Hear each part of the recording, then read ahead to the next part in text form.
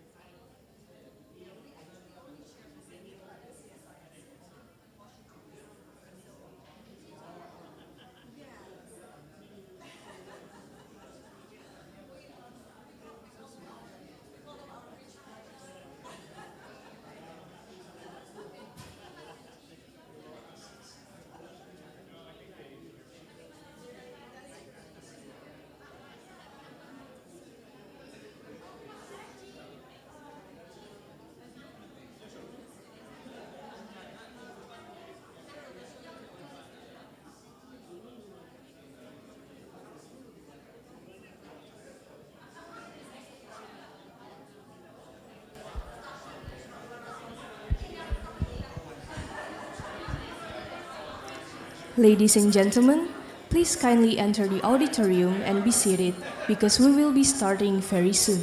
Thank you.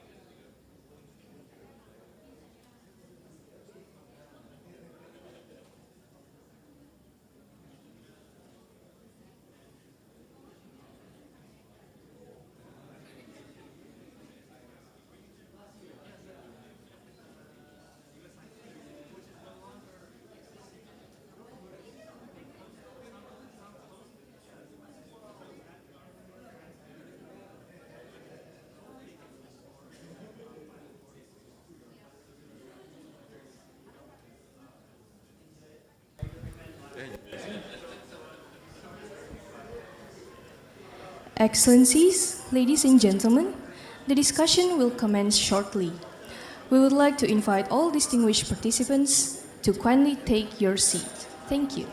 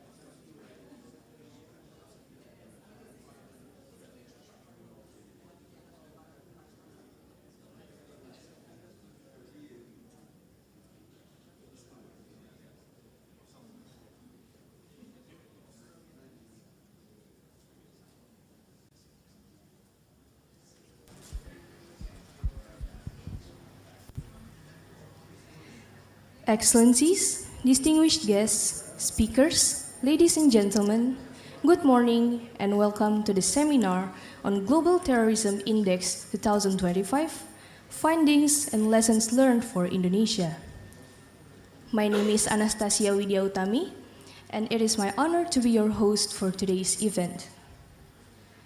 This event is organized by the Center for Strategic and International Studies, Indonesia, in collaboration with the National Counterterrorism Agency.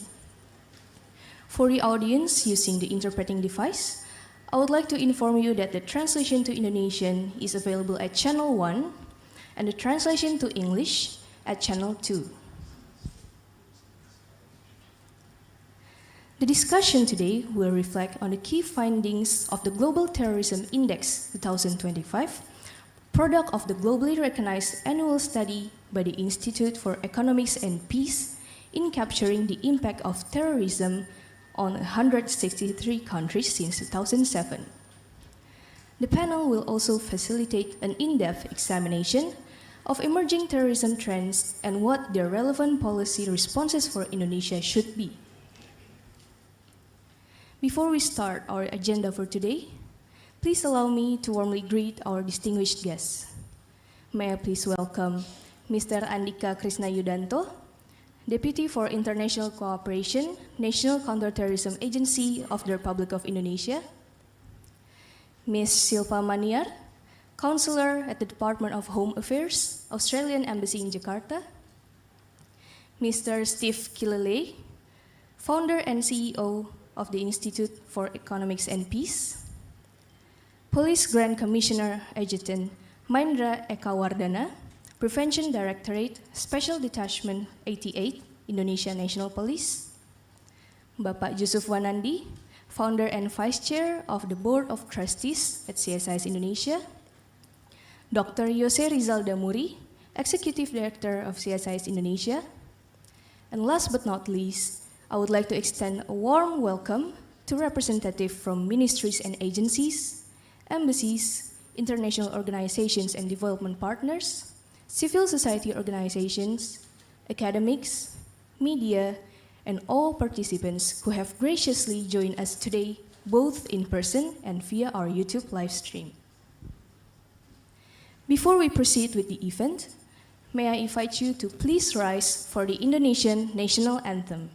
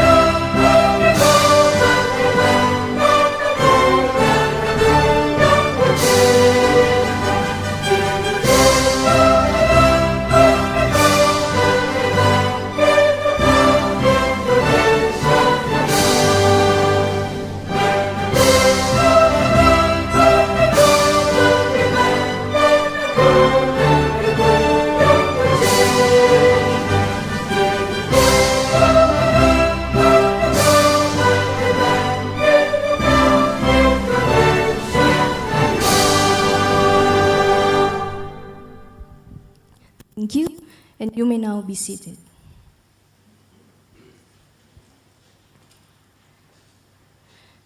Now, without further ado, to formally open the discussion, may I invite Dr. Yose Rizal Damuri, Executive Director of CSIS, to the podium to deliver his welcoming remarks. To Pak Yose, the floor is yours.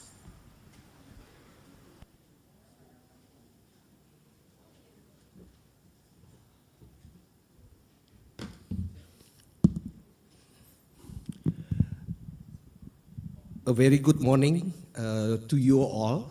A warm welcome at CSIS and also to our event this morning. I'm really grateful that you all come all the way to participate in this important event this morning. Allow me first to extend a special welcome to some of our speakers in this event, Mr. Andhika Chrisnayudhanto, the Deputy of International Cooperation, National Counterterrorism Agency of the Republic of Indonesia. Welcome to CSIS, Pak Andhika. Thank you very much for your participation and also our collaboration. And also Mr. Steve Killelea, from Institute for Economics and Peace, the founder and CEO. I believe you come from Australia, Mr. Killelea, and then welcome to CSIS. Thank you very much for our cooperations here. And I also would like to welcome Police Grand Commissioner Adjutant Mahendra Ekawardana, from the Prevention Directorate of Special Detachment 88 Indonesian National Police. Thank you very much, Pak Mahendra, for your participation in our event. I would also like to extend my warm welcomes to all distinguished participants here, Pak Yusuf, Pak Jumala, and also representative from Australian Embassy, as well as many other ministries and agencies of the government of Republic Indonesia, and also from representative of embassies here in Jakarta.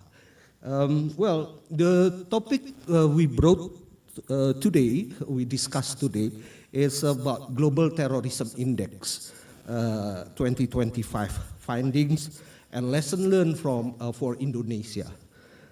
I'm actually not really entitled to be here to speak here because my understanding about terrorism, my knowledge about terrorism is very limited. But as an Indonesian, I know that we have some part of our history that that give us understanding that terrorism can be very devastating, actually, and it already caused not only physical damage, economic disruptions, but also loss of life, and more importantly, the shift on the social trust and attitude that might also give us a lot of very difficult situations and very impactful situations. But of course, thanks to our government, especially the National Counterterrorism Agency and also Densus 88, here in Indonesia, we managed to keep the impact of terrorism to minimum. Nevertheless, this issue has become increasingly significant due to its potential risk to international peace and security. It is also a multifaceted challenge that must be understood of its core, as the motivations behind many of the terrorist acts, particularly those in Indonesia, are often rooted in ideological factors. Some terrorist groups, for example, have expanded their networks across national borders at an alarming rate in this interconnected era. and the nature of our globalized world today has made it more difficult for us, for the government, to stun the growing number of terror attacks and expansion of this network. Recently, the Indonesian government decision to disband certain terrorist groups operating within country has sparked some debates. There are differing opinions on whether these actions will reduce terrorism or it might even provoke further resistance from those affiliated with this group. This is why we have organized today's dialogue by bringing together experts and officials who are directly involved in counterterrorism efforts.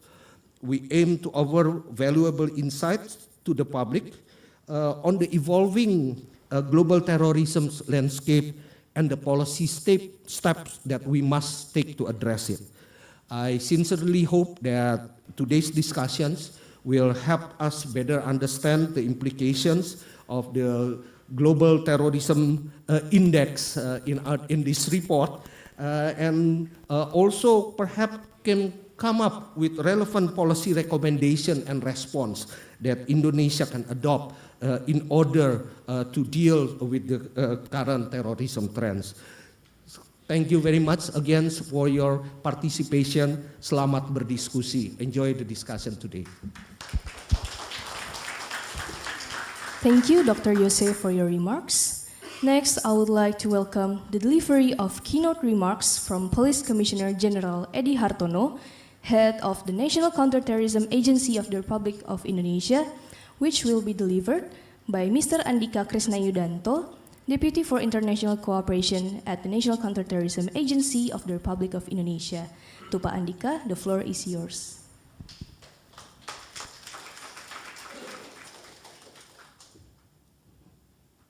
Selamat pagi, perkenankan kami menyampaikan keynote speech dari Bapak Komjen Pol Eddy Hartono, Kepala BNPT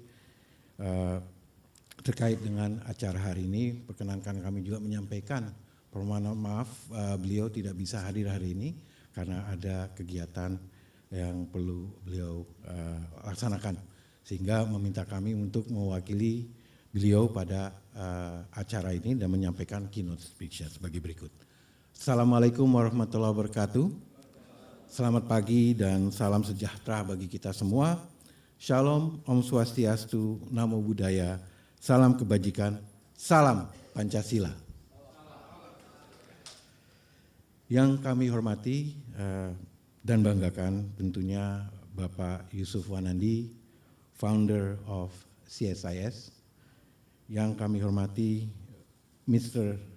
Bapak Yose Rizal, Direktur Eksekutif CSIS, Ms. Shilpa Maniar, Counselor, Legal, Department of Home Affairs, Australian Embassy in Jakarta, Mr. Steve Killelea, Institute for Economics and Peace, Founder and CEO, Mr. Thomas Morgan, IEP Chief Research Officer, AKBP Mahendra Eka Wardana, Kasubdit Kontra Narasi Direktorat Pencegahan Densus 88, Perwakilan Negara Sahabat, Ibu Bapak Perwakilan Kementerian, Lembaga, Akademisi, dan rekan-rekan media, baik yang hadir secara daring maupun luring.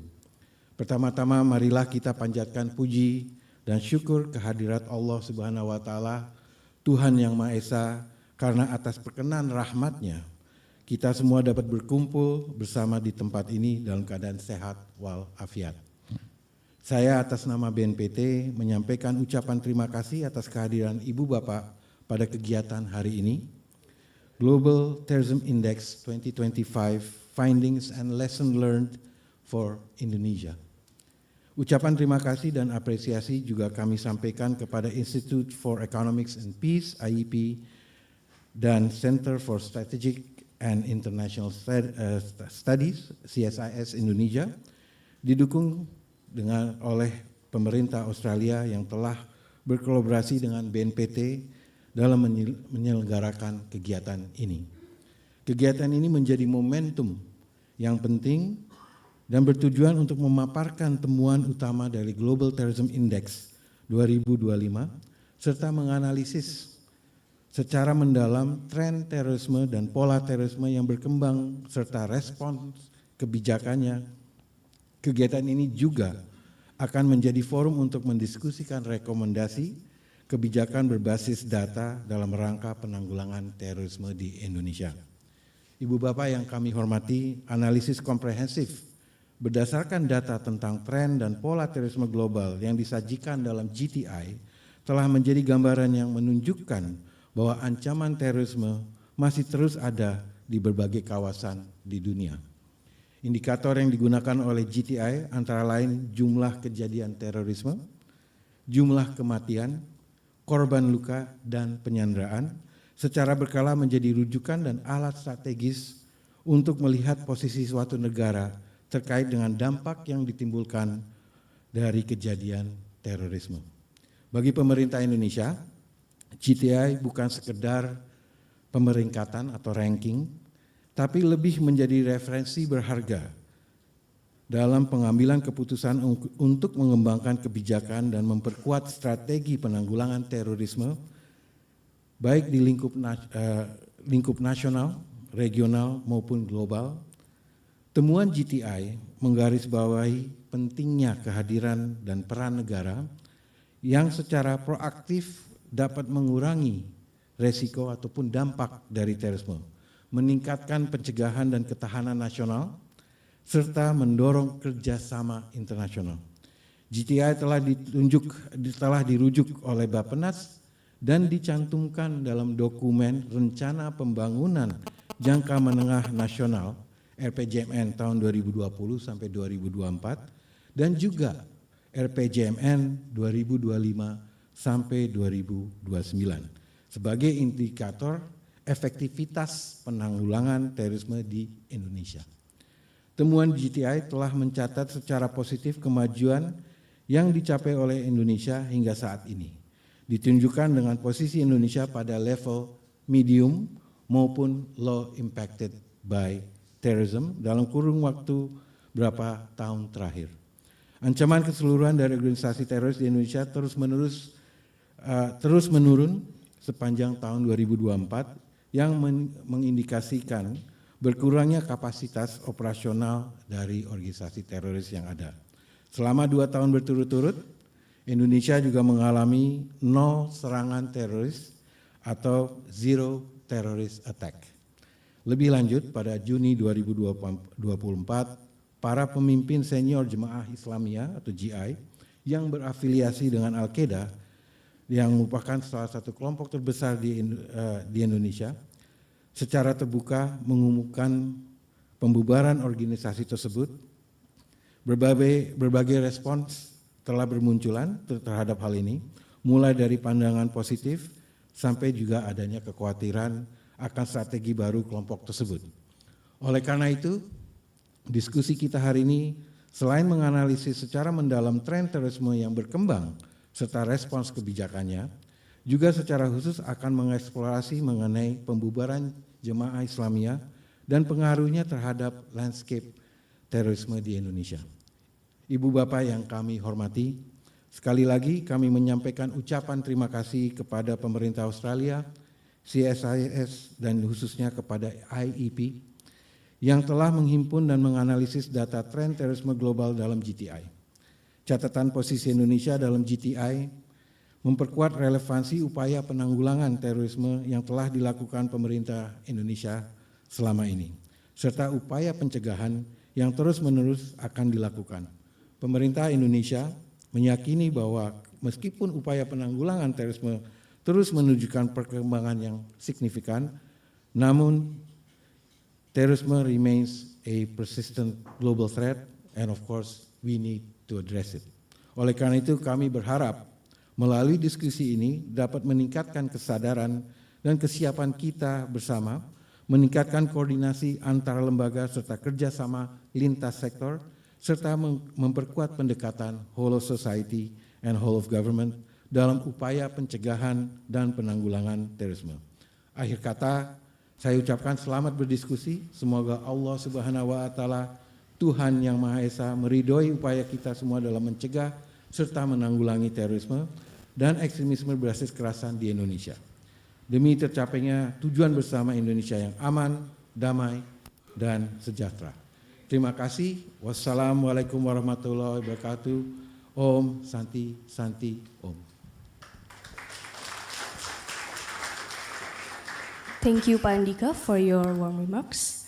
And to formally close this opening session, we invite Bapak Yusuf Wanandi, Dr. Yose Rizal Damuri, Mr. Andhika Chrisnayudhanto, Ms. Shilpa Maniar, Mr. Steve Killelea, Police Grand Commissioner Adjutant Mahendra Eka Wardana, and Dr. Shafiah Muhibat to come up to the stage to take a group photo.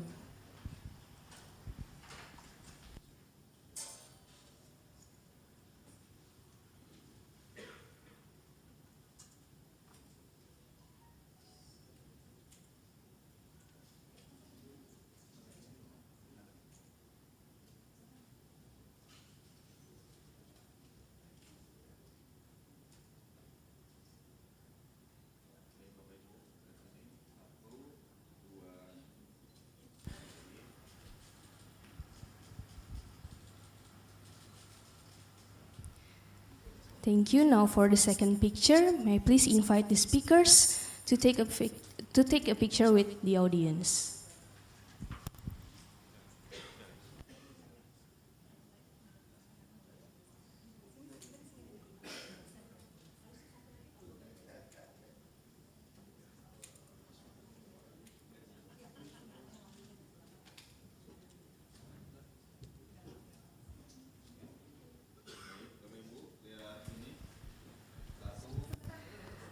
And I would like to invite all the participants in this auditorium to also rise to take the group photo.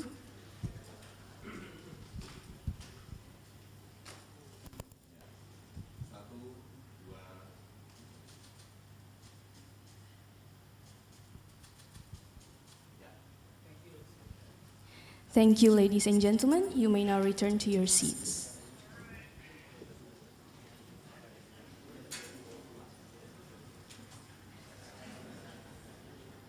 Moving on to our main session. Our main panel session today will be moderated by Dr. Shafiah Muhibat. Dr. Shafiah is the Deputy Executive Director for Research at CSIS Indonesia. Without further ado, I welcome Dr. Shafiah along with Mr. Steve Killelea and Mr. Mahendra Eka Wardana to the stage. Thank you. And Dr. Shafiah, the session is yours.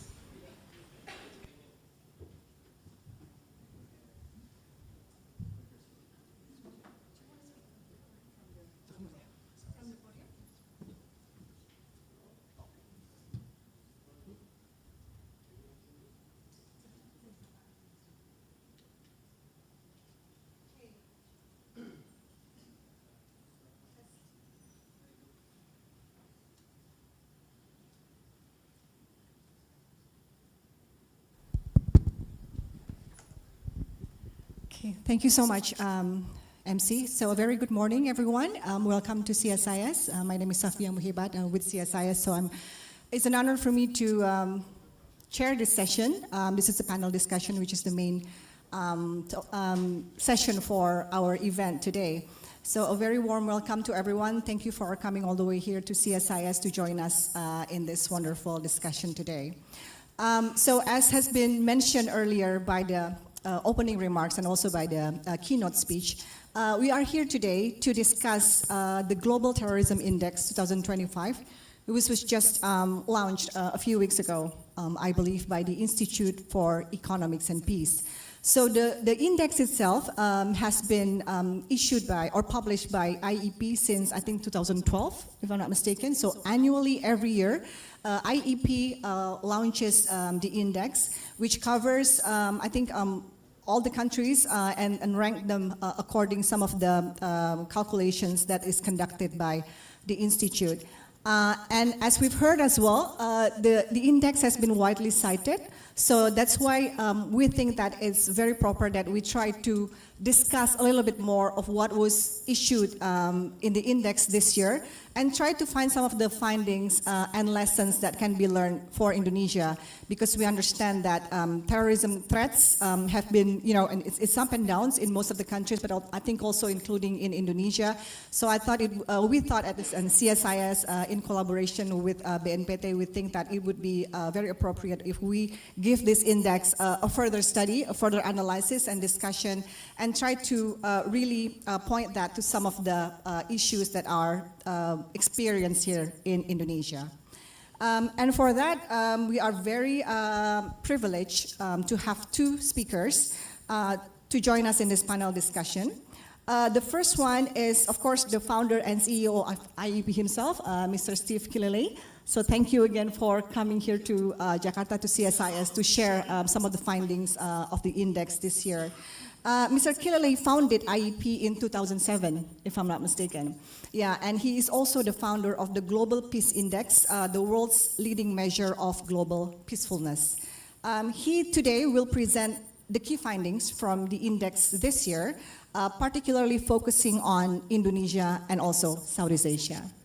The second speaker is Police Grand Commissioner Adjutant Mahendra Ekawardana, from the Prevention Directorate of the Special Detachment 88 Anti-Terrorism of the Indonesian National Police.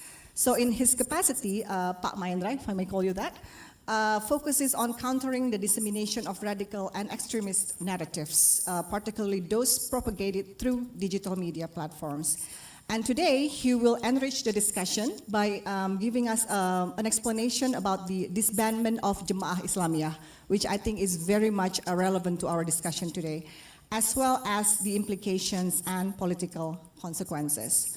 So I think without further ado, I would like to ask Steve, if I may call you that, to give your presentation. All right, thank you. So it's my pleasure to be here. In my youth, I spent a lot of time in Indonesia. I spent one period of 4 months, another period of 6 months. This presentation is very close to my heart, because in 2002, my brother had 2 daughters who were in Bali. They arrived that day, didn't go to the Sari Club, but 3 of their friends did, who were killed in the bombing. So, without more to do, I'll get underway. Clicker's not working. Great start to the presentation. So I might start, still not working.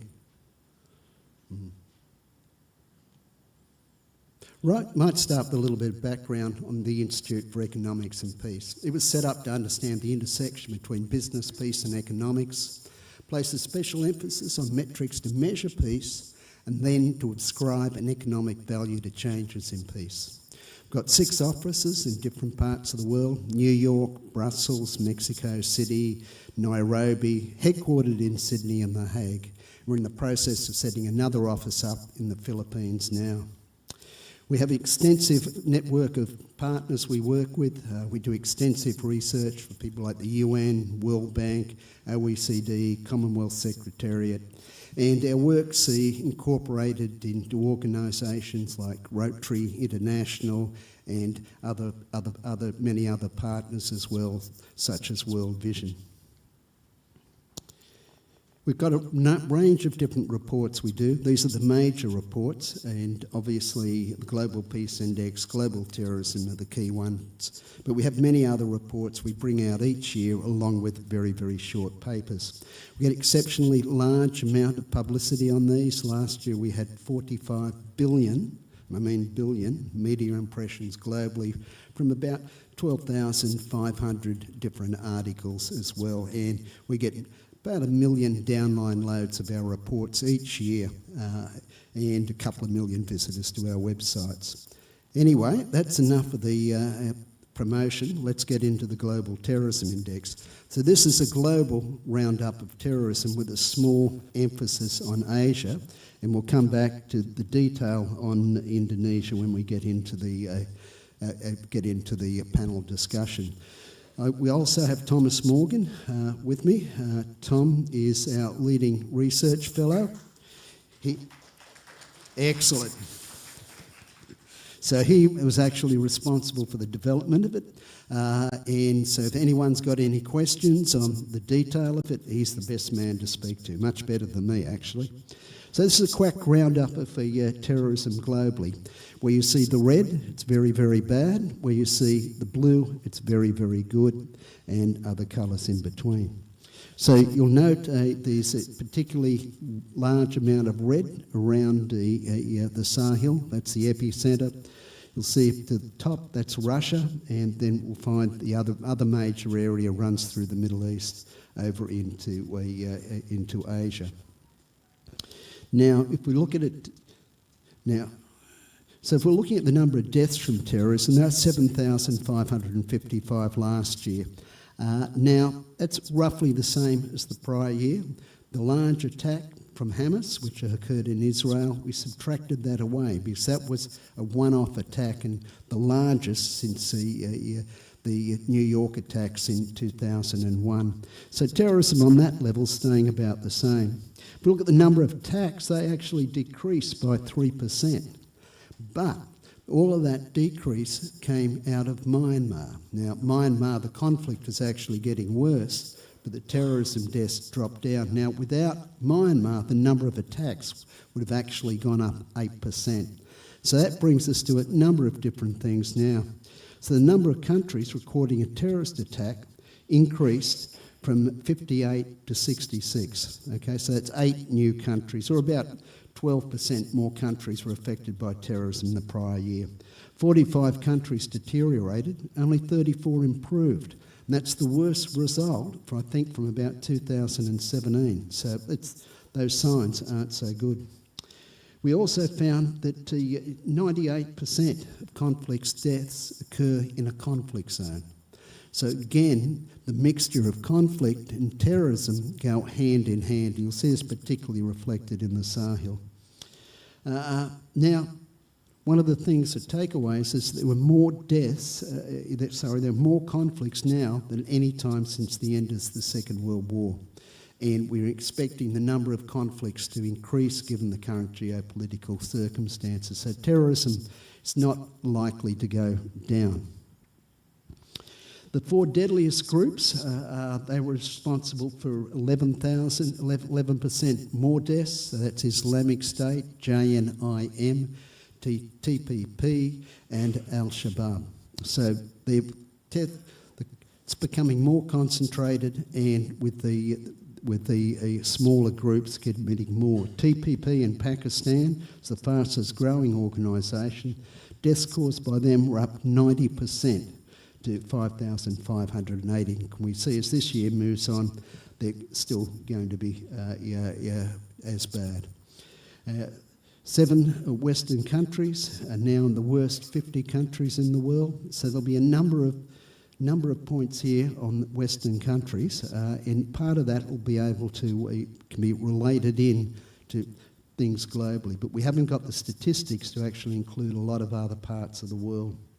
So 93% of deaths in the West were caused by a lone actor. And that's a very, very big change from a 2017. And the lone actors, as we'll come to in a little while, are very, very hard to stop. Now, lone actors are 3 times more likely to be successful than a group. Simple reason, there isn't a footprint. Their footprint is so much less. Islamic State and its affiliates remain the world's deadliest terrorist organisation. They're active in 22 countries, and that's an increase of 1. They work as a loosely federated network. So there isn't like there's a chain of command with a group of Islamic State people at the top, as it may have been in 2015, 2017, when they had territory in the Levant. That's changed, and now, which makes them very, very hard to stop. The Sahel, it's the most affected region in the world. It accounts for 51% of all terrorist deaths globally. And if we're looking at the West, by this I mean France, UK, US, their influences in Africa is waning, and that's being picked up by China, and particularly Russia in the Sahel. Burkina Faso is the country most affected, 57%. Now, it had a 57% fall in attacks, 21% fall in deaths, but still more deaths there than anywhere else in the world, about 25% globally. But when you look at going down 1 year, you don't want to see it as a trend. If we went back to 2019, with the number of deaths in the Sahel's gone up 10 times, or 1,000%. A fifth of all terrorist deaths were in Burkina Faso, as I just mentioned, but they were followed by Pakistan and Syria. Pakistan, TPP, Syria, that was Islamic State. Niger and Pakistan had the largest increases in deaths, rising by 94 and 45% respectively. Note, in Niger, there was a massive decrease 2 years earlier, and by 75%, and it's come back. And so with Burkina Faso, we can see the same happening. So this gives you an idea of attacks which have occurred globally. When you're looking at the size of the dots, that's the size of the attack. The intensity of the red is the number of deaths. So that gives you an idea of just where it's occurring around the world.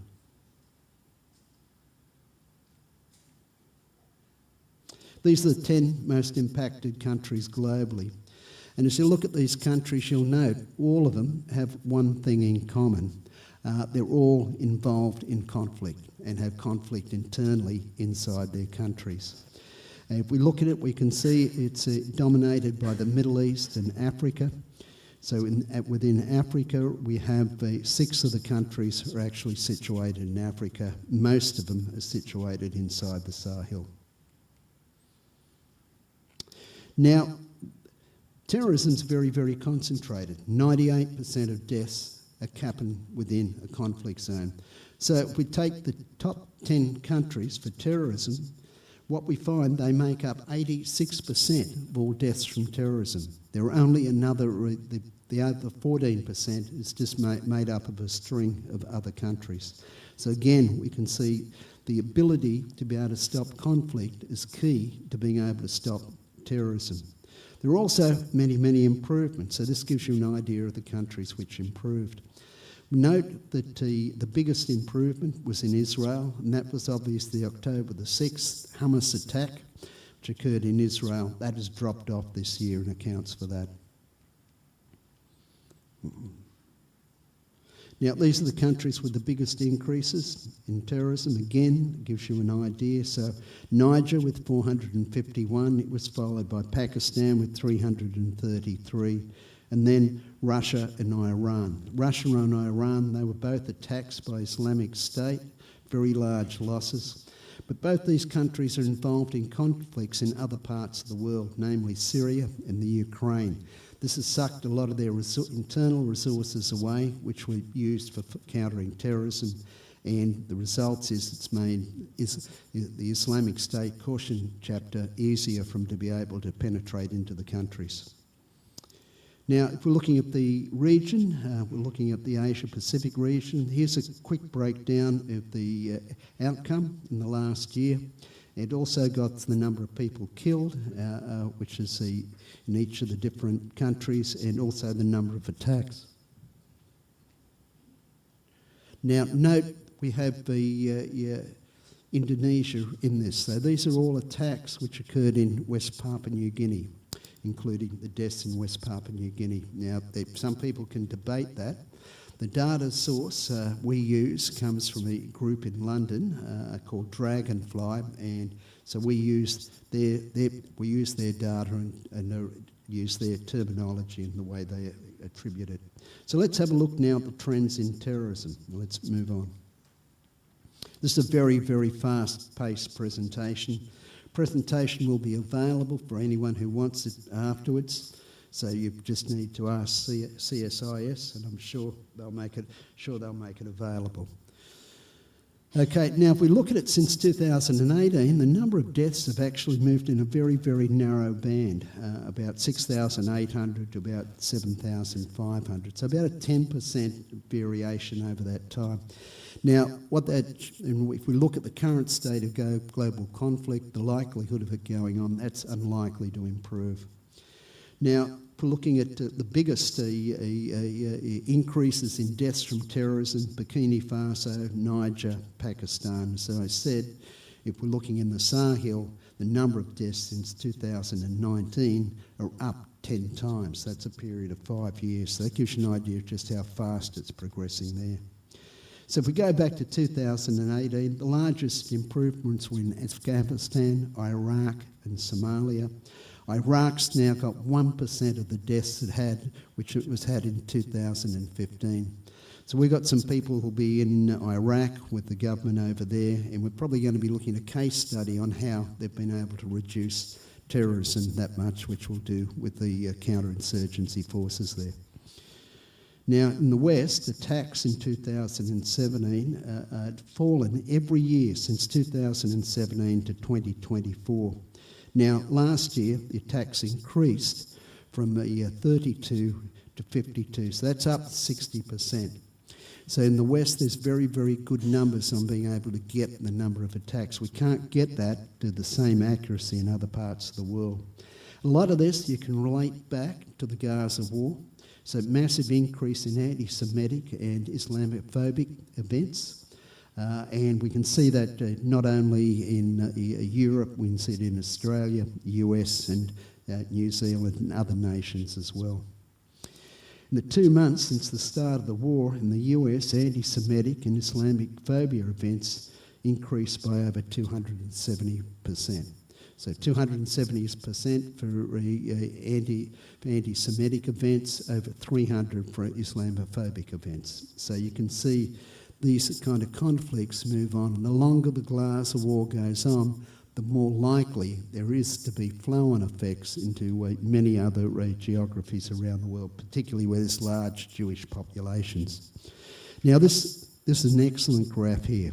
So if you go to the very, very bottom part, that's all other countries. So note how constant that number has been, and that's how constant that number has been. There's been very, very little change in the last 15 years. So what we can see is this underlying level of terrorism is likely to continue.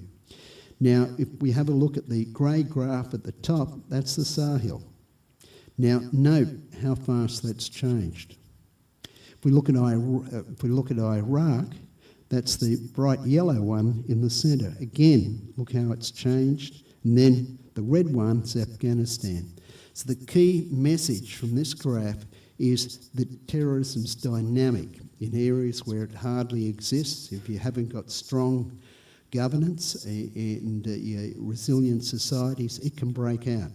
And similarly, it can meld and change. So with a lot of the Islamic terrorist groups, they meld, change and move from one geography to another. So it's very, very fluid and very, very hard to stop.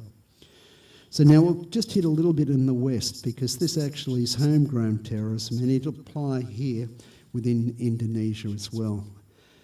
So now if we're looking at that, we find that only 8% of the attacks, that's 92% of the attacks, were carried out by individuals, not by a group. And that's the opposite of what it would have been in 2017. Many of them are radicalised online. Now, we're finding radicalisation's becoming faster too. If we went back to 2002, on average, it's about 16 months. By 2015, that would shorten by 40% to 10 months. And today, we're seeing people radicalise within weeks, and with confusing, quite often, ideologies. There's lots of reasons behind it. Isolation is one of them, a general growing of dislike for society, mental health reasons can come into it. Quite often it gives them a sense of meaning, purpose. Quite often they've got grievances with society, sometimes real, sometimes perceived, and generally a lack of opportunity in life, no direction. So there's some of the reasons which come in under it. And it'll be the same in Indonesia. The drivers aren't much different in different parts of the world. The opportunities to self-radicalise are diverse. They're getting more and more. So social media, through gaming platforms, fringe forums, encrypted acts, dark webs all come into play.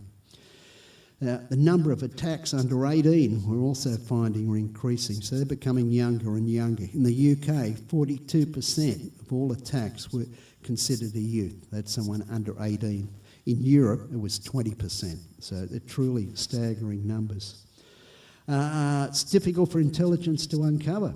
Minimal footprints, quite often radicalised alone. The timeline is short and they're not financed, so there isn't a money trail. And the other thing is they're radicalising online, sometimes from contrary belief systems. So at one point it may be being an Islamic State picking up on jihadist propaganda, but then they might combine it with some conspiracy theories to create their own worldview. Now, this will just give you an idea of the changing dynamics. So the light blue bar is organised groups. So if you go back to 2017, you can see where that is. If you go for the last 4 years, you'll find it's nearly all been lone actors, not much group activity at all. Now, when we look at the profile is very, very similar to what you see with mass shootings. Similar sorts of motivators are the reasons which drive people to commit these kind of acts. And detecting them gets very, very hard. This will give you an idea of the group, the number of which have failed, the numbers which have been launched. Again, if you come back, you can see a very, very big difference. Yeah, 4 times more likely to be successful and launch an attack than if it's a group. Again, back to the low footprint. The Sahel's the area of the world which is most affected, accounted for 51% of all deaths in 2014. Now, Western influence is declining. Russia and China's influence is growing, particularly Russia, when we look through this area, the Sahel. And it's driven by a whole lot of economic reasons, which I'll come to in a second. On a broad, now, this is all part of a broader conflict. 25,000 people died in conflict in the Sahel last year. Just under 5,000 of them was with terrorism. 25,000 is the most people to die in the conflict in the Sahel since we've been keeping records, and that's going back at least 20 years. So it's a growing area of conflict. Now, a number of issues which cause this. This comes back to the stability of governments mainly. If you've got poor governance, it's very hard to have rule of law. You find there's pastoralist conflicts. A lot of the ecological degradation there is amongst the worst in the world. So there's a lot of fighting over basic resources like, let's say, water, food. Economic issues, it's one of the poorest areas of the world. In the past, there's been security abuses by the government. They come in, extrajudicial killings, just trying to clear out the terrorists, but killing a lot of innocent people along the way. And the jihadists are active there, and then overlaid on that, you've got transnational geopolitical interests and competition as well. This massive gold vein running through Mali, Burkina Faso and Niger. Now, this means that for those who've got control of the mines, they've got the ability now to be able to mine that, export it. So for Russia, it's a source of income which they can use to fund the war in the Ukraine. Now, the attacks on gold mines in the last 4 years have gone up by 300%, just to drive it home. Now, also, Niger's got a lot of uranium. I didn't know this till we brought this index out. 7% of the world's supply comes from there, but 25% of European supply. That's now controlled by Russia, and a lot of that would have been going especially to France. So that's an issue moving forward. Now, if we look at it, JNIM is the group which is rising. Islamic State's on the decline. In fact, deaths are down 46% by Islamic State in West Africa. And jihadists are spreading in West Africa. So we're seeing them now move out of the Sahel into West Africa. Togo had 52 people killed.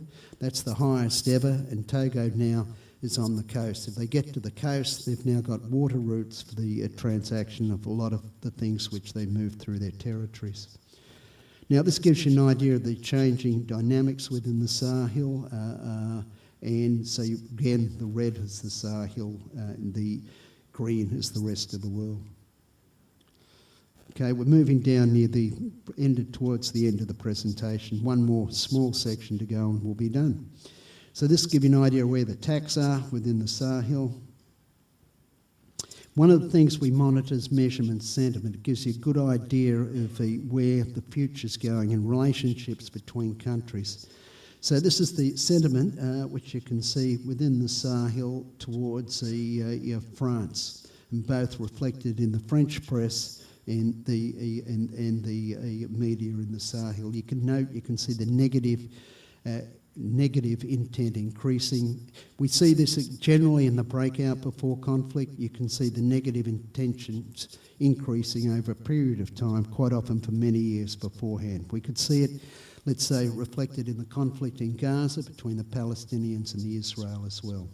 So a few slides on the Islamic State, then we'll be done. So Islamic State's the deadliest terrorist group. They had about 1,800 people they've killed. But should be about 40% higher when you start to put unattributed deaths, which are put to them as well.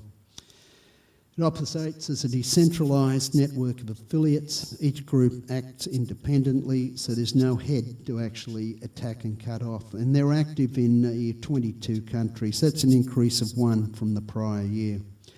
Syria and the DRC, Democratic Republic of the Congo, recorded the most Islamic State facilities.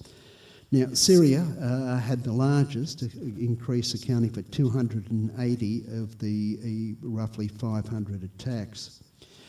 Islamic State of Khorasan, which operates out of Afghanistan initially and over into Pakistan, has increased its scope from one country, which was active in 2021, up to 5 countries today. They include Afghanistan, Pakistan, Iraq, Russia and Central Asia.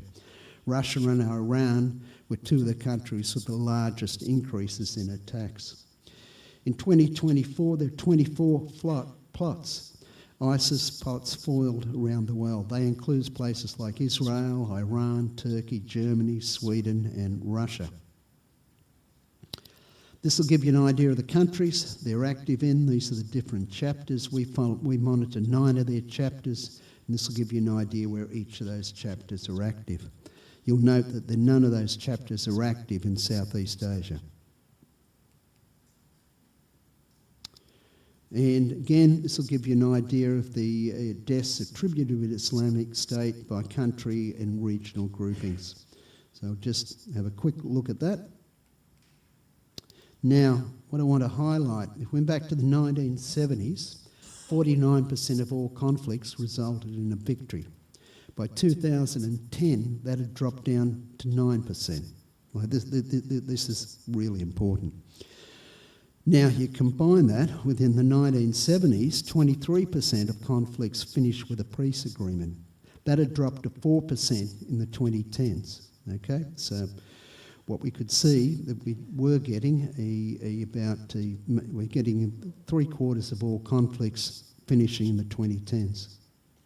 Now we move down to the 2010s. 2024, there are more conflicts now than any time since the end of the Second World War, okay? And that's more than the Cold War. So what we're seeing is the conflicts aren't finishing. So now, if we go down to the 2010s, we'll find that 9% of conflicts resulted in a victory for either the government or the rebels. Only 4% of conflicts finished with a peace agreement. And so this has resulted in so many conflicts today. Additionally, on top of that, 91 countries now globally are involved in a conflict beyond their border. That's more since the inception of the Global Peace Index 20 years ago. 98% of terrorism deaths occur in a conflict. Therefore, terrorism is more likely to increase in the future. And that, my friends, is the end of the presentation. Thank you. Thank you so much, Mr. Killelea, for your presentations. Very fascinating, and I think learning some of the key findings and especially the trends. I think it invites some questions. I think from the audience as well. I'm pretty sure is that how do you relate the trends that is occurring globally with some of the trends that is going on in Indonesia or in Southeast Asia? I think so. I do think that some of these discussions will evolve later on in the Q&A. But I think as a bridge to that, I would like now to invite Police Grand Commissioner Adjutant Mahendra Eka Wardana, who will focus on JI, the disbandment of JI. And I think that would be very interesting, trying to learn from the experience within Indonesia and trying to compare that with some of the trends that is occurring globally. So, Pak Mahendra, you have the floor now.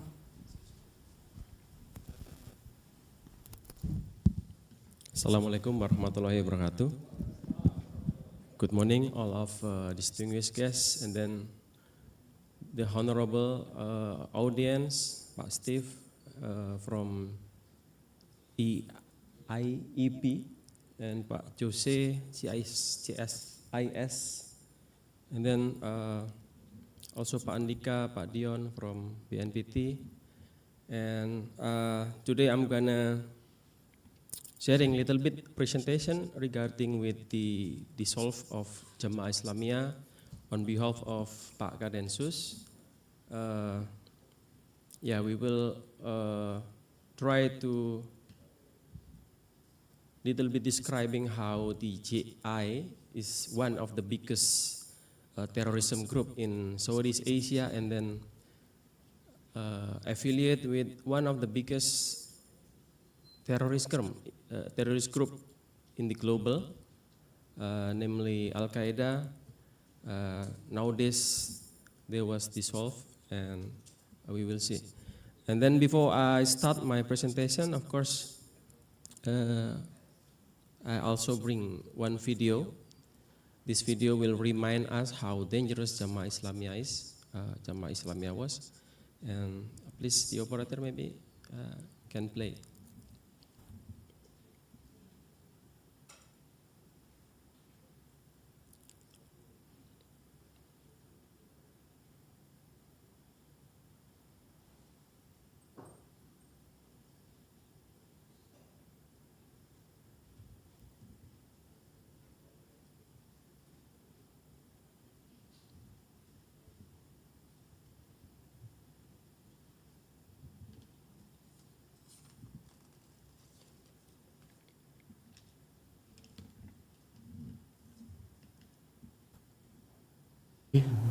Telah membuka mata kita tentang bahaya ancaman terorisme terhadap kemanusiaan. Terorisme adalah kejahatan global yang harus ditangani secara bersama-sama.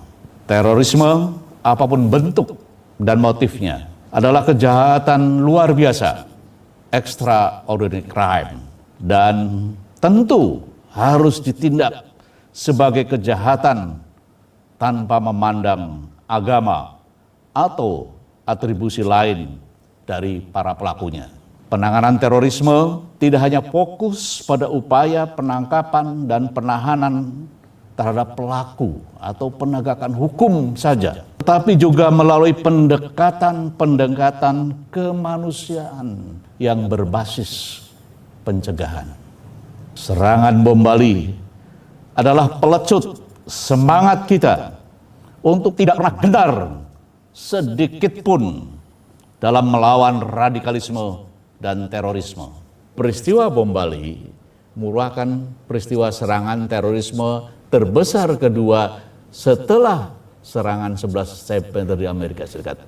Dan korbannya adalah orang-orang yang tidak berdosa, orang yang tidak bersalah. Oleh karena itu, dalam menangani masalah terorisme, harus kita bekerja sama dengan berbagai pihak. Tidak saja di dalam negeri, tetapi juga kita kerjasama secara global.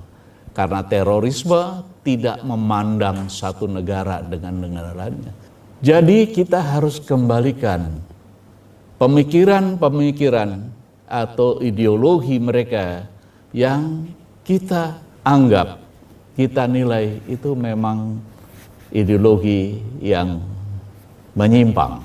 Oleh karena itu, tidak hanya fokus pada penegakan hukum dengan menangkap, menahan, dan membawa ke sidang pengadilan, tapi bagaimana melakukan pendekatan-pendekatan kemanusiaan ya yang berbasis kepada mencegah, menyadarkan kembali dengan proses pencegahan. Deradikalisasi itu penting harus dilakukan.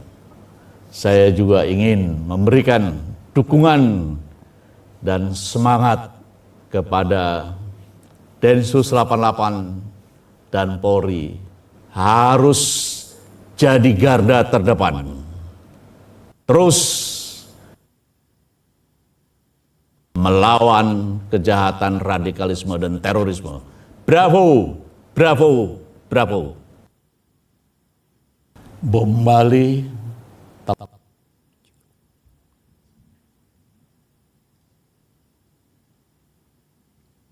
Baik, we back to the presentation slide, please.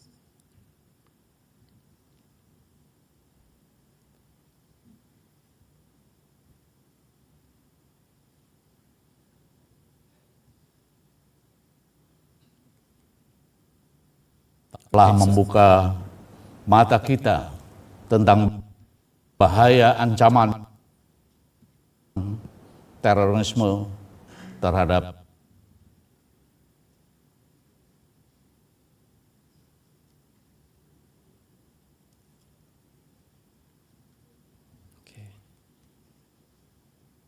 Okay, so we start from this current active groups in Indonesia. Maybe this is a little bit different with another country, just like in European and then in US and so many other countries that they have so many various of ideological groups in terrorism. So in our country nowadays we just focus on those three groups. In the center, as known as Islamic State of Indonesia or NII. This is one of the oldest ideologies. We can say that this is the root of ideologies of nowadays. Another groups brands in our country, because NII or Islamic State of Indonesia was established in 49,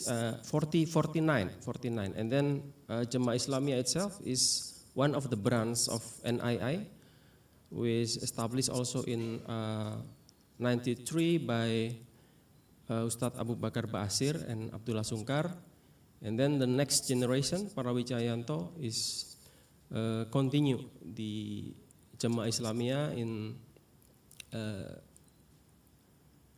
97, and then when the ISIS was appear in the Iraq and Syria, so one of the Jemaah Islamiyah branch already established also in 2014, Jemaah Ansor Daulah or JID, and now also still exists.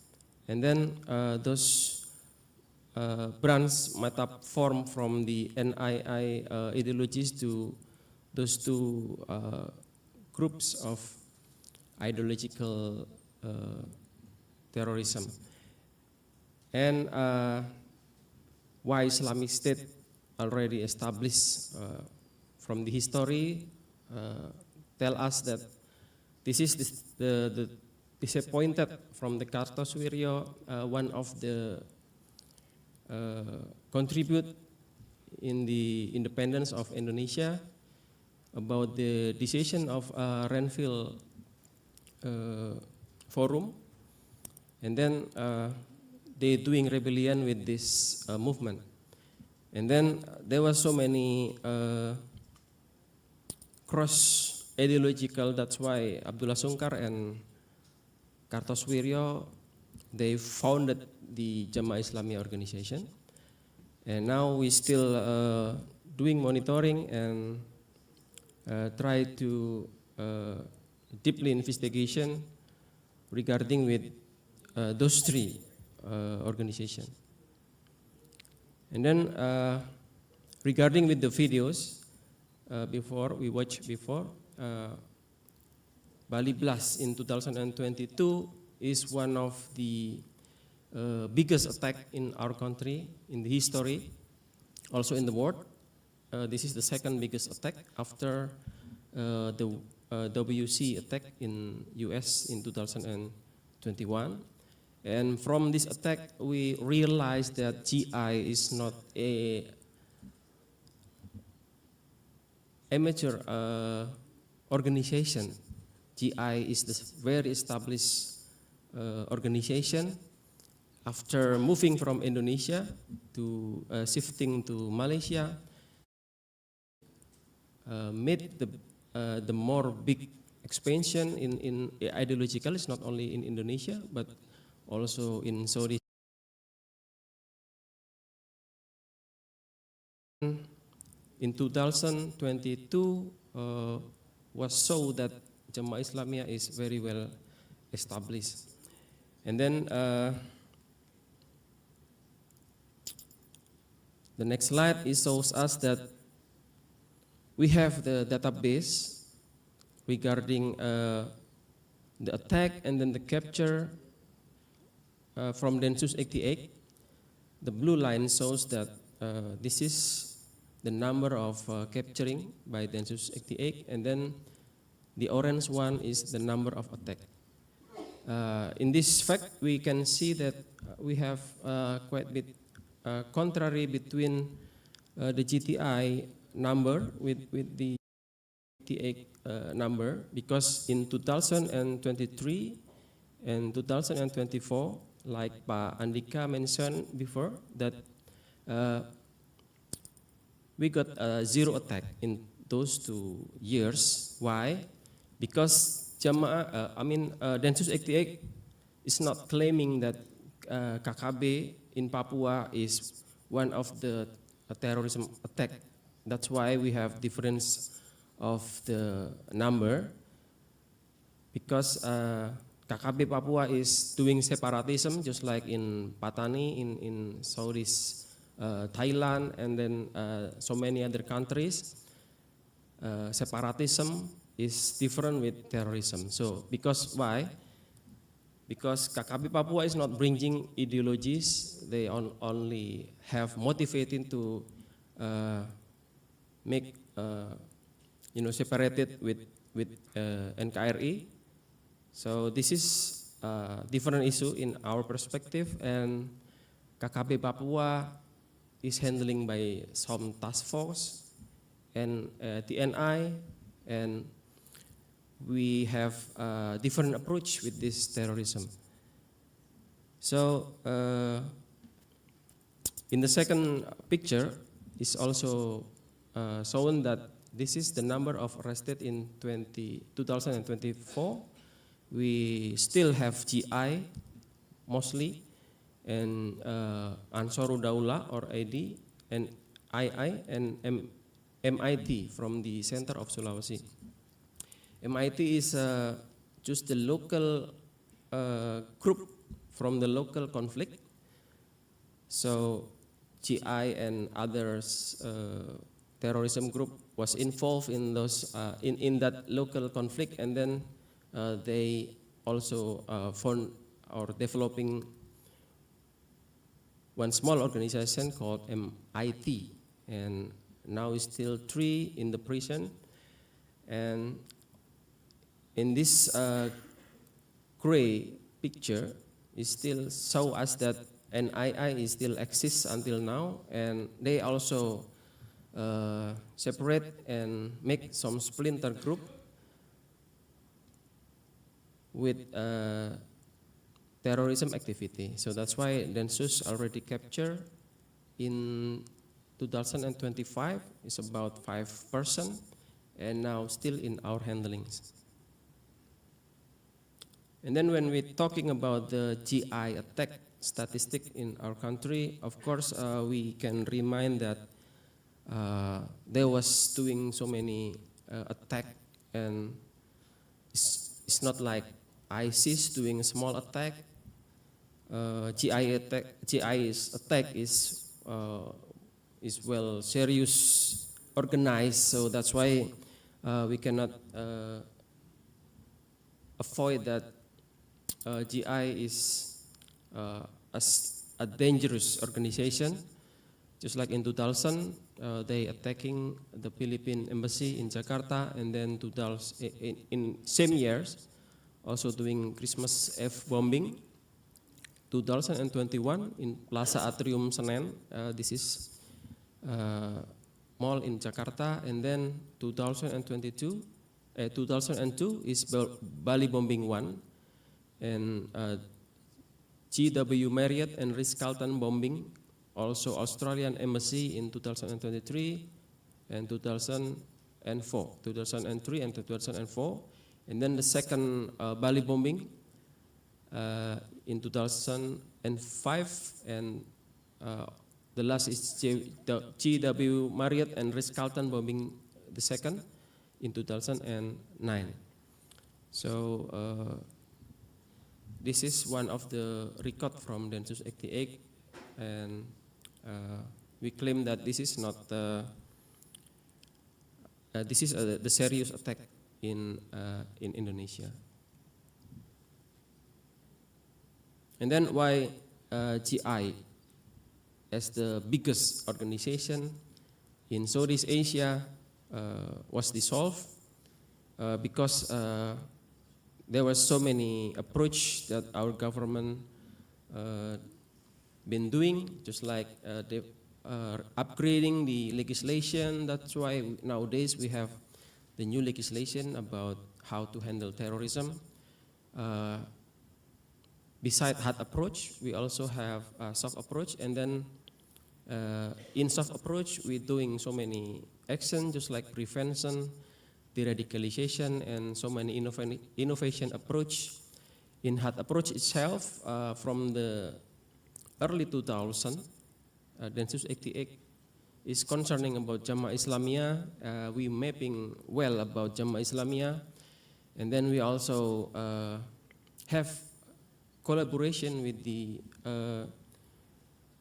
founding analyze, and we try to tracking the funding, and after 97, after the second leader Parawijayanto and groups, they also changing their motivation, they also changing their action.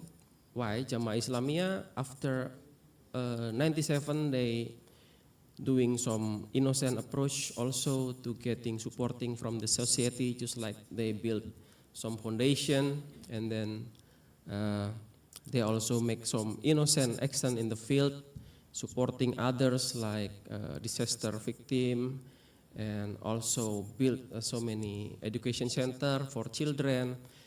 So this is conclude that Jamaah Islamiyah, they want to change their action in the field, and yeah, that's why Densus 88 and BNPT also have to change our approach to this terrorist group. And then the solution of GI declared on 13 June in 2024 in Sentul, Bogor, and the declaration of GI dissolution was read directly by Ustadz Abu Rusdan, accompanied by Ustadz Parawijayanto and all of the GI leaders, and witnessed by hundreds of figures from the group. This is the first meeting, and followed by about more than 40 meetings in all of the cities and province in Indonesia. This is not only in outside of the prison, but also inside in the prison. They declare that they claim the solution of Jamaah Islamiyah.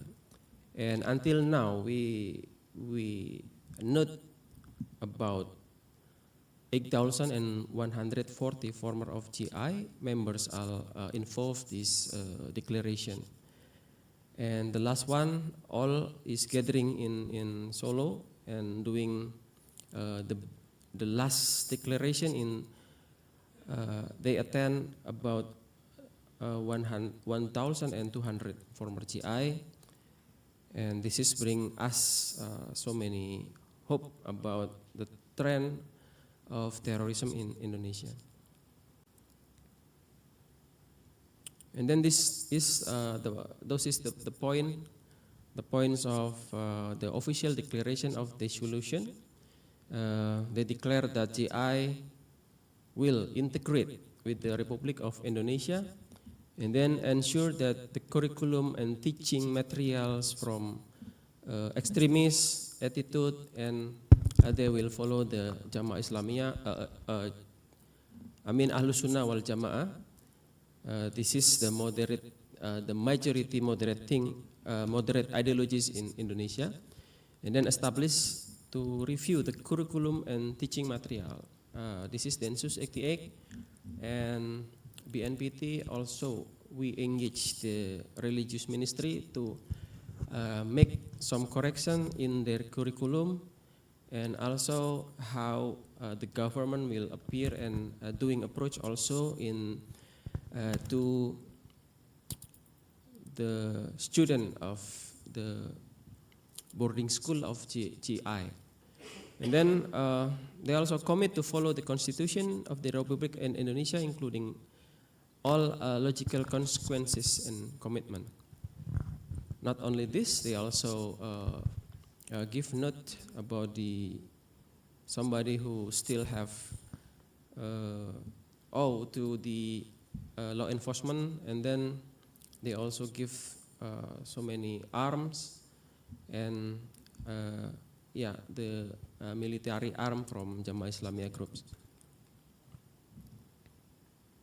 Yeah, this is the timeline how Densus is doing an approach from the beginning until the end. So yeah, like I mentioned before, we always mapping GI member and then doing mitigation, how to the strategy pattern, and also engaging the stakeholder in charge, institution, government or non-government. This is what we have done in several countries silently. So before as general declaration, some of the local follower in Jamaah Islamiyah also doing the release of the oath radicalism allegiance. It means that they declare that they're not following GI anymore. And also we doing supervision with religious ministry branch in the field and doing approach together with another institution. Now, that Densus 88 concern is, we still also monitoring the splinter cells and then the potential of spreading the ideology, mostly in the social media, and then involvement, infiltration in the politics or parliament, and then mitigation to the other terror groups. And this is what the benefit that the solution of Jamaah Islamiyah. Of course, in these years we will cutting the GI generation, because it's not only the followers, the leader is ordered all of the GI activity should be stopped in these years, and then they will join to the moderate organization group in Indonesia. And we hope that this will open to the investor and not worried anymore about terrorism because nowadays Indonesia is getting safe from the terrorists. And then until now, from the 2023 and the middle of, nowadays is the middle of 25, is still zero attack on behalf of terrorism attack. And then Indonesia rank in World Terrorism Index nowadays is 51st. So it's not only GTI, but nowadays we Indonesia have some like measurement from the University of Indonesia, and then they launching the World Terrorism Index, and they put Indonesia in 51st rank in the vulnerability of terrorism. And then even though the GI has disbanded, the former members still obey the leaders. One of the advantage in Jamaah Islamiyah characteristic in our country, Jamaah Islamiyah is more like military culture. So if the leader is declare that the organization is dissolved, so the follower will follow the leader. This is one of the advantage in GI. And then also the risk mitigation. We developing roadmap to handling XGI after dissolution. The law enforcement, of course, we will trying to open the file and investigate who they involve with the law enforcement approach. And then dissemination or awareness about the basic of GI dissolution ideology. We also engage all of the ministry, all of the NGO, and also journalists, scientists, how to socialize the dissemination. Then maintaining trust, transparency, and open communication. So until now, we is not facing the Jamaah Islamiyah as enemy, but nowadays we engage them, engage the leader, the important figure as a fellow friend to together to reclining the terrorist ideologies inside. And then this is because not the solution by force, but how they also trying to get the second opinion, and the youth of the youth generation of GI, they also bring all of the new knowledge about is that still relevant, the jihad ideologies inside Jamaah Islamiyah in Indonesia or in another country nowadays. And then they conclude that nowadays it's not relevant. Even they claim that for almost 40 years for GI they has wrong in their path. So that's why this is by their inside intention how to declare the dissemination.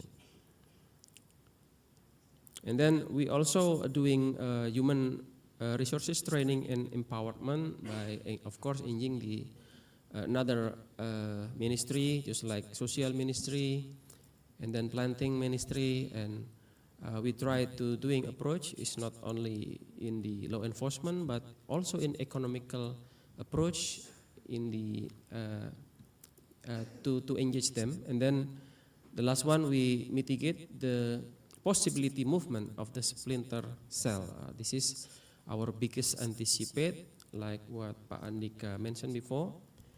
And Densus is not alone by make connectivity in our roadmap. So we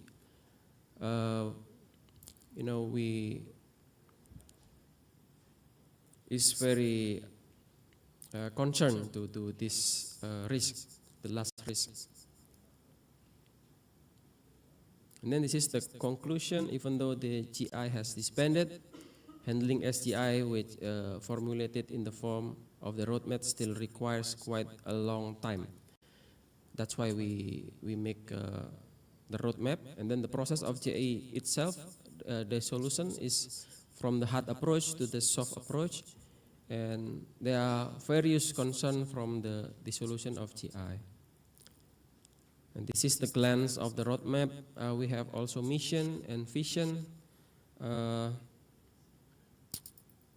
We want to realize the integration of the former GI personnel and the family into the NKRI as a whole, so not separately. It's also only the husband or maybe the children, but we want this dissolve is until the roots.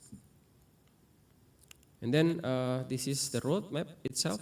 So we divide it into several years, and now we're still doing a lot of works how to realize until the real integration to Indonesia. And then this is the last but not least. Thank you very much for the kind of attention. It is an honor for me to stand here. Thank you. Thank you so much, Pak Mahendra. So we've heard the two presentations, and I think both are very interesting. If I could just, and I think in one way or the other, even though they're speaking on different topics, but I think there are some things that are very much related, and I'm curious to get a quick feedback from Mr. Killelea, because in one of the trends that you mentioned in your presentation, the global trend that's ongoing, is that there is actually less and less attacks conducted by a big group, mostly in Western countries. You mentioned about the rise of lone wolf. And I think that relates with the situations like this, where there are big groups in countries like Indonesia, like JI, is actually being dissolved. Do you see a correlation in that there are these big groups are being disbanded, while at the same time there are these rising numbers of attacks not carried out by big groups? Great, it works. So I think it's quite complex. So now I think a lot comes back to the societal structures within the country. So the areas where they don't disband are areas where you've got weak governance, countries which are reasonably corrupt, where the law enforcement is weak and quite often brutal. So now if we come back and we start to look at Southeast Asia, so you'll find there's a lot of virtuous cycles occurring within a lot of the countries. So we can see, if we're looking at let's say the Global Peace Index, Global Terrorism Index, you can see a number of countries in Southeast Asia are doing very well. Singapore, for example, it's in the top 10 on the Global Peace Index. Malaysia's right on the cusp of going in there. Indonesia's improved quite dramatically. I was just up in Vietnam 4 or 5 days ago, and the improvement in that country is quite amazing. So you've got governments which are improving. You're getting much better organised. Police forces, military. The court systems are becoming fairer and trusted more by the people. You've got the economy rising as well. And all these things come together to form a virtuous cycle, if you like. So the terrorism doesn't arise on its own. It comes out of a whole series of background conditions. Now, if you've got the economies improving, most people within the society see a better future for themselves. They're a lot less likely to be disaffected by society and seek radical and quite often risky alternatives. Now, in other parts of the world, it's very, very different. Certainly the Sahel, when it's racked by the conflicts it's got. We can see in other parts of the world, particularly in Europe, so the economies haven't been doing as well over the last decade or so. There's a lot of internal tensions. And this we can see playing out in a range of different ways. We can see it playing out politically with a concept called fractionalised elites. That's where the elites within a society fight amongst themselves. You can see that particularly in Europe between the far left and the far right, for example. You see it very, very evident in the United States. So one of the concepts we've got is a concept called positive peace. It measures the attitudes, institutions, structures which create and sustain peaceful societies. So now if we went back over the last decade, the US has had one of the largest drops in the world. Now it's still got quite high positive peace by global standards, but you can see it playing out in the political system. If we come round to Southeast Asia, those qualities are improving all the time. And again, that comes back to the resilience of the system, societal systems, and these are the key things which actually in the long run drive change. So well-functioning government, that's improving. That's court systems, the police systems, the transparency and effectiveness, and they all need funding. How do they get funding? They get funding through a strong business environment because you get the money through taxes to be able to raise it. What improves the business environment? Efficiency, lower levels of corruption. Information flows. How do you get appropriate information flows through society? Again, that comes back to the ability of an open press and the ability to be able to get the appropriate information out and control misinformation. Education. How do you, in your education systems, do you get higher levels of education? Because as people learn more, become more rational, they're going to be more reasonable in the way that they view society. And they're some of the things. There are others as well, but they're some of the things. Acceptance, the basic rights of other people. That really helps as well. So for me, the whole thing is quite systemic and very, very broad. Thank you so much. I'm going to open the floor for some questions and comments from the audience. So if you could just, okay, I have one here. Can I collect a couple more if there's any? If not, then there's a microphone coming right at you. So if you could just use the microphone, please. It's up front here.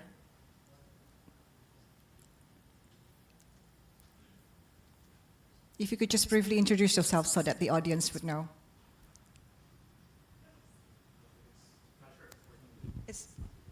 Can somebody help with the microphone, please?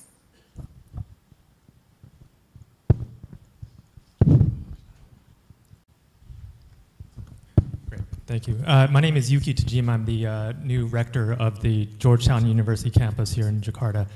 I've been doing research on conflict in Indonesia since 2003, and I remember at the time, it was a real question about separatism, sort of pulling apart the country, whether or not this was the new normal in terms of the frequent terrorist attacks. And since then, Aceh has been resolved, and that was already a remarkable achievement.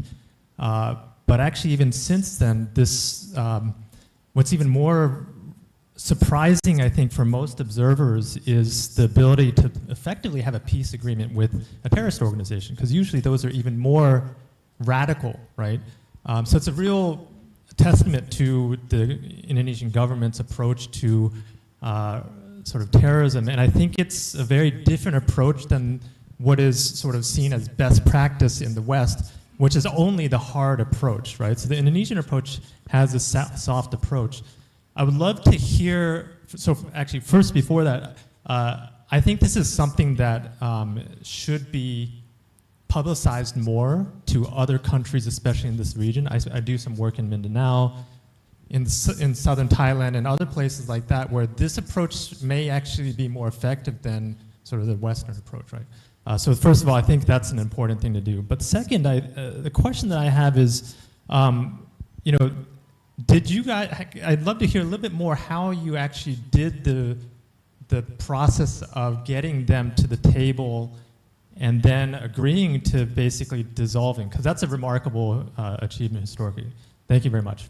Thank you. Can I invite one more question if there's any? If not, I'm going to ask Pak Mahendra to answer the question, if that's okay.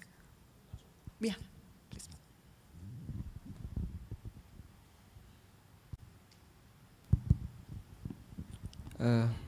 Thank you for the very great question, Pak Yuki-san. So regarding with the solve of Jamaah Islamiyah, how we approach them, yeah, we claim that this is the very unique approach. Is totally different with another countries. They have so many super maximum law enforcement with the terrorists, but because Indonesia have a lot of culture that this is one of the approach to the prisoner and then the perpetrators. We also doing study about how they exposing by extremism ideologies, and then we also find the history root causes, and then we try to solve so many bridging how this terrorist ideology to bring the moderate ideology. And then Indonesia is different with another countries, that Indonesia is the biggest population of Muslim, and mostly they following the moderate ideology, which is we claim as Ahlus Sunnah wal Jamaah. This is also resources for us, and then we have so many ulama, we have so many pondok pesantren or Islamic boarding school in anywhere, so it's not hard to find how is the moderate thing, the moderate understanding regarding with the religion, because yes, Densus is also claim that 98% terrorist group in our country is influenced by the religious ideology. So in those so many phenomena, we doing so many discussion. It's not only in the law enforcement perspective, but also with the religion perspective. We also engage MUI, all of the ulama, to solve this, how to stop this sustainable extremist ideology. And then we find some of the formula how to doing approach. So we believe that to combating the terrorism is not only with guns, but also with education. That's why we bring so many institutions to doing approach. And Pak Andhika is one of the funding of RAN. And with Pak Andhika RAN, we also engage so many institutions, government and government, NGO, and all of the stakeholders in charge to, we totally combating these ideologies. And then for the law enforcement, of course, Densus business course is law enforcement. We not only ban the activity, and then but also the fundings, the foundation, the profit organization that GI has, and then we start the communication with them, inside of prisoner, and the perpetrator who done their jailing period, we also still making communication, and that is the result of the radicalization. So we want the testimony of the important figures, the former important figures in GI, and then how they testimony about the radicalization, approaching with the ulama, approaching with all of the educational figures, and then they explaining that they have fault, and then in their path, and then we also engage them, maybe like one of the famous actor like Nasir Abbas. People like Nasir Abbas will never can give speech in Malaysia because of the blacklist and so many regulation.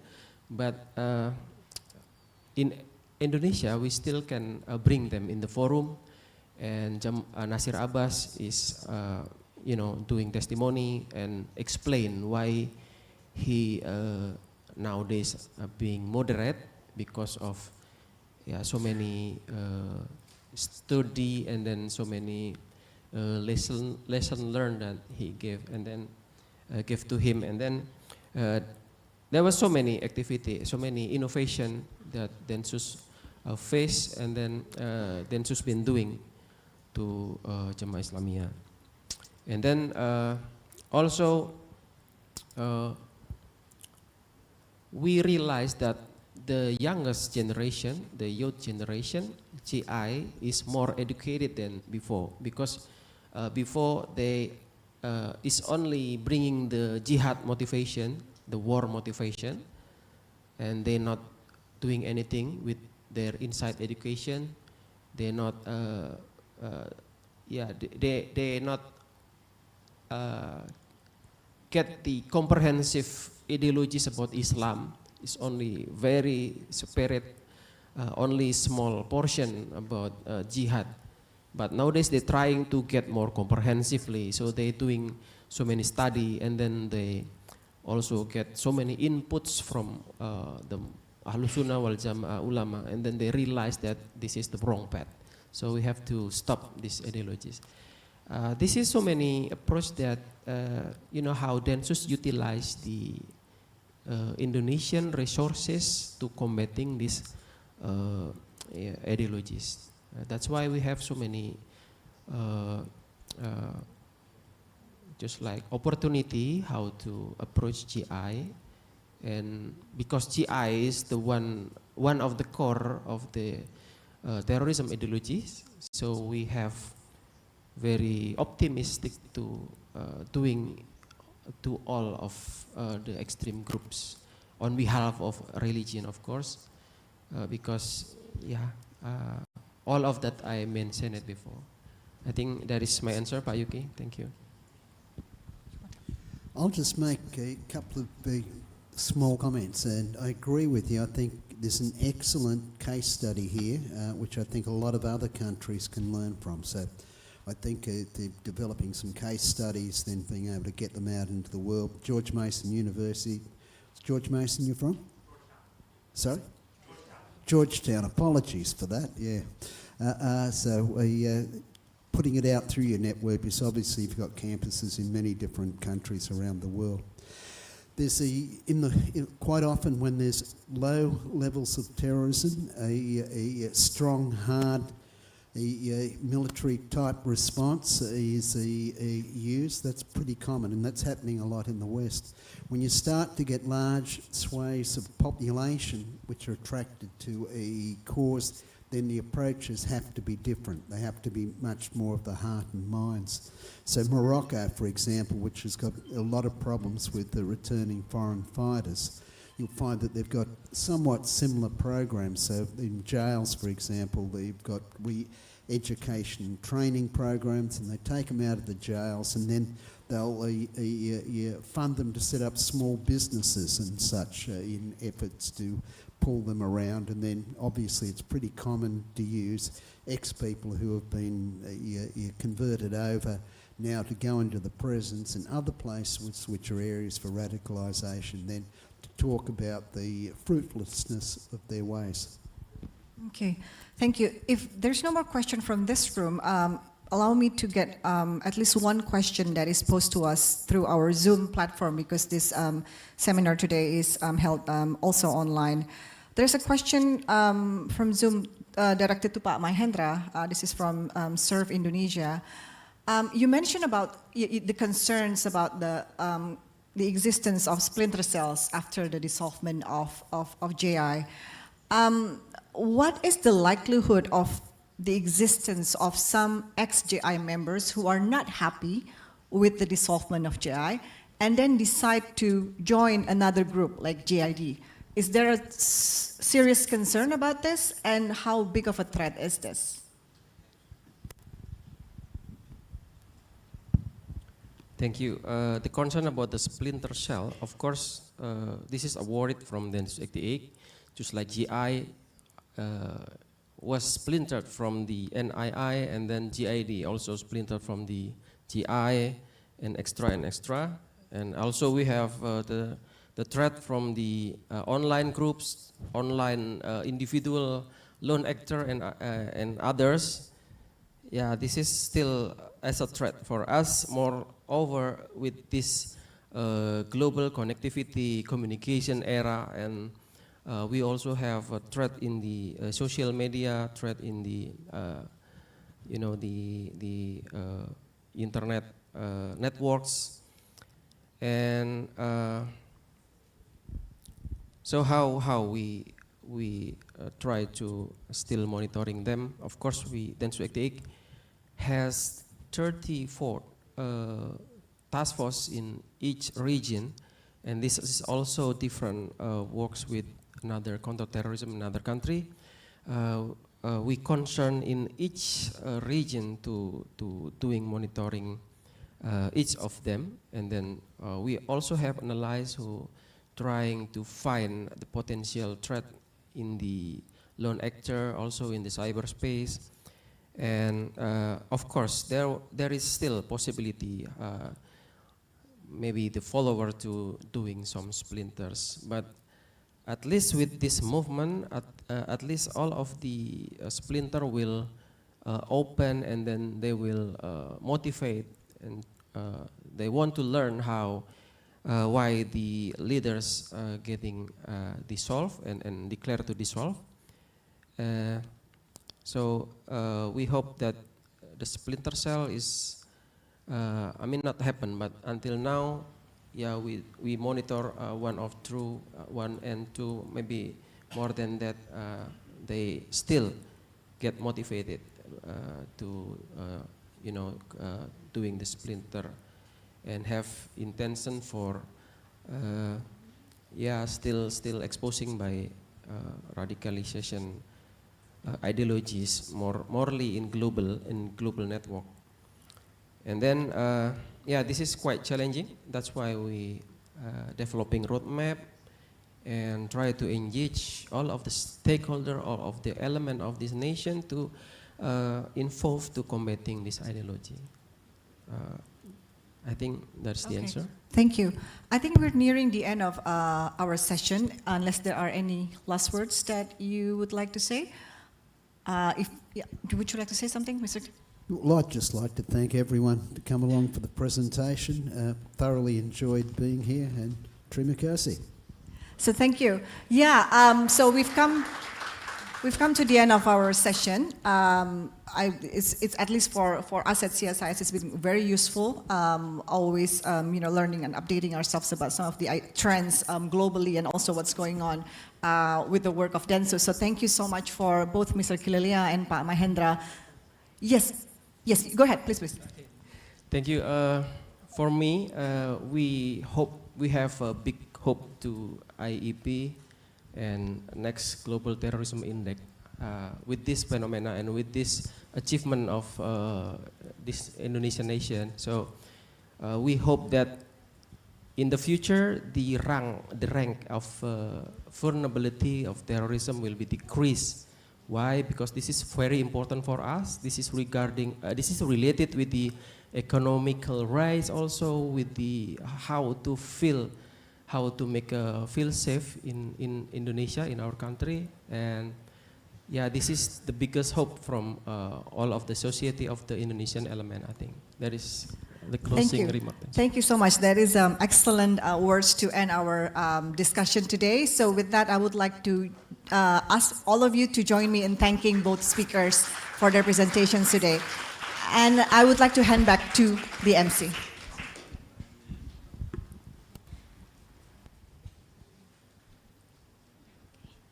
Thank you, Dr. Shafiah, for the excellent moderation.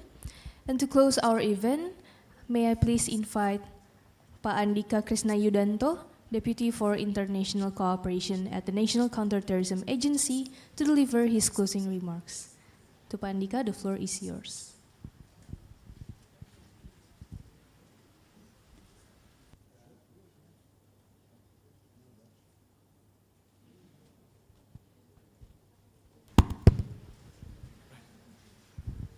Thank you very much. And of course, I'd like to thank the moderator, these speakers, Steve and Pak Maindra, for this really valuable discussion related to the Global Terrorism Index, and of course, the Indonesia's effort with the disbandment of Jemaah Islamiyah, or GI. And I think these are correlating references where you're looking at how the world sees Indonesia's effort in mitigating terrorism, and how we are actually doing that at the local and operative level. Again, as a closing remark, sometimes I'd like to ponder on, because this is something that it should not be stopped here in discussion, but we should look into what are the foods and thoughts of this discussion. So of course, the question was whether we're looking into, and of course, some elements are very important, that in many places in the world, that the drivers of terrorism is actually conflict. But what about countries that do not hinge upon conflict itself? You have Western countries, but you also see there is a rise of terrorism there. Of course, lone actors becomes an imminent importance of that. And what about in Indonesia? If you're looking at Indonesia, based on the Global Peace Index, we are considered as a country of high peace. That means we don't have an escalating conflict within Indonesia. But of course, the GTI also saw. So if you're looking at Indonesia's score on overall, as a food for thought, that from 2020 to 2024, in 2020 we were ranked 37, medium impacted by terrorism. We scored 4.6 out of 10, the score. Then in 2021, it was a better year for, it became, I would say we went down a bit, but we were scored 5.5. But we were still considered as a country medium impacted by terrorism. In 2022, it was also the same number, 5.5. And we are ranked 24. But we were still considered as medium impacted. 2023, we rank 31, but we were considered as a country low impacted by terrorism, but that was the threshold. In 2024, it was on this current World Terrorism Global Terrorism Index, we are now we average 4.1. And now we are now at a country that is medium impacted by terrorism. But overall, that data show that Indonesia is improving, like any other countries within Southeast Asia. The Philippines is doing well, Malaysia is doing well, so there's improvement. It means that what is being done by our law enforcement, by the government of Indonesia, is bearing fruitful outcomes. So this is something that I think is very important to that.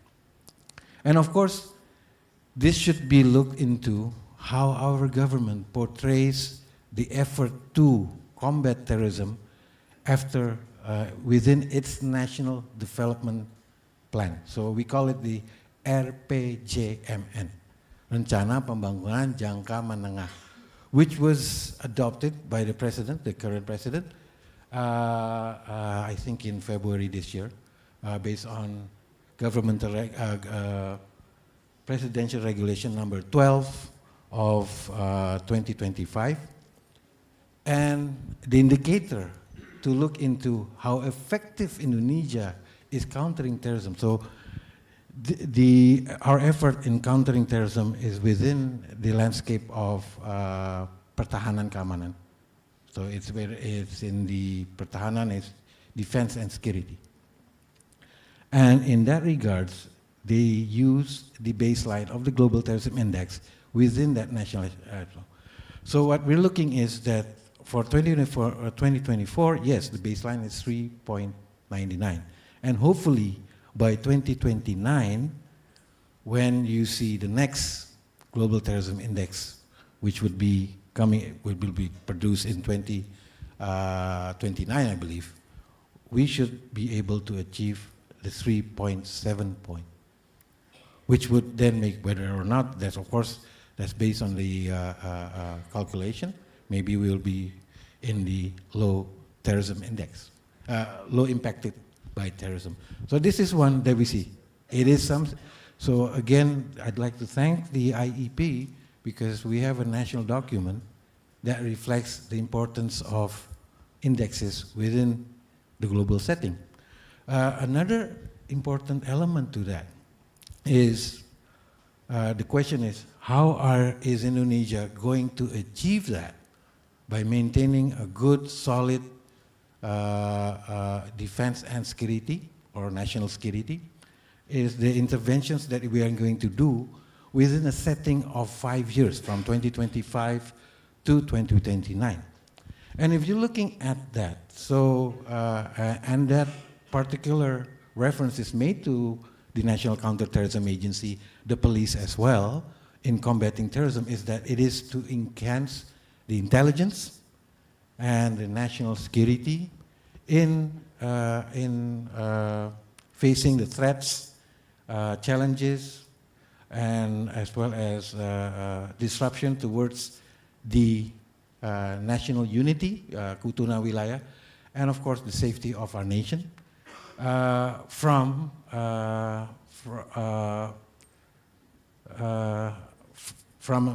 outside or inside, in order to, as well as to prevent extremism and violent extremism that leads to terrorism through, among others, are first synchronizing the use of historical approach, local knowledge, social economy,